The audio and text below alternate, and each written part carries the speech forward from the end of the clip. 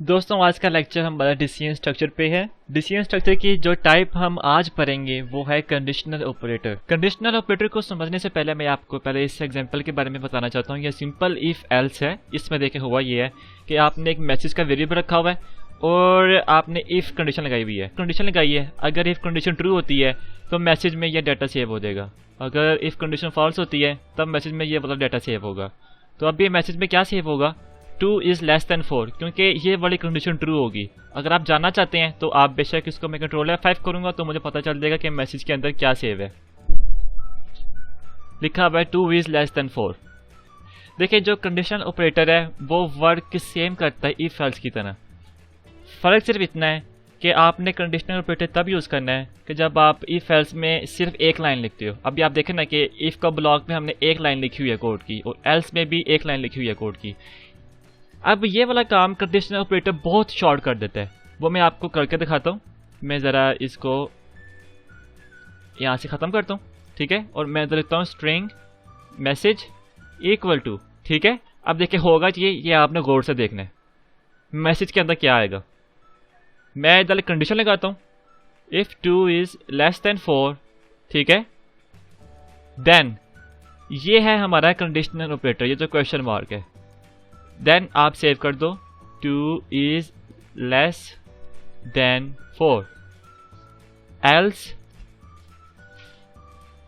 2 is greater than 4, ठीक है।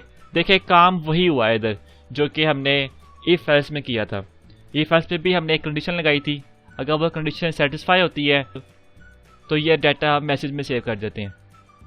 अगर वह कंडीशन सेटिस्फाई नहीं होती तब एल्स पार्ट में क्या होता है कि 2 इज़ ग्रेटर देन 4। सेम काम वही हुआ, लेकिन वो काम कंडीशनल ऑपरेटर में सिर्फ सिंगल लाइन में कन्वर्ट हो गया है, ठीक है। तो मैं इधर CW लिख के इधर मैसेज लिखता हूँ, ठीक है। और अब मैं कंट्रोल F5 प्रेस करता हूँ और देखता हूँ कि स्क्रीन में क्या लिखा आएगा। स्क्रीन में लिखा आएगा 2 इज़ लेस देन 4। अब मैं आपको कंडीशनल ऑपरेटर को समझाता हूँ और डिटेल में। इसके कुछ पार्ट हैं। पहले पार्ट में क्या है कि कंडीशन चेक होती है, ठीक है। और साथ ही हमने एक ऑपरेटर लगाया हुआ है कंडीशनल ऑपरेटर का। तो देखिए पहले पार्ट में हम लिखते हैं कंडीशन। अब कंडीशन चेक होगी, चेक किस तरह होगी, जब हमने ये क्वेश्चन मार्क लगाना है। क्वेश्चन मार्क इस कंडीशन को चेक करता है। अगर वो कंडीशन ट्रू हो जाती है, कंडीशन सेटिस्फाई हो जाती है, तब क्या होगा कि ये वाली जो मैसेज है ये मैसेज रिटर्न हो जाएगा, सेव हो जाएगा इसके अंदर। अगर ये कंडीशन फॉल्स हो जाती है उस सूरत में ये एल्स वाला पार्ट चलेगा। एल्स वाला पार्ट इस कॉलन के बाद वाला होता है, ठीक है।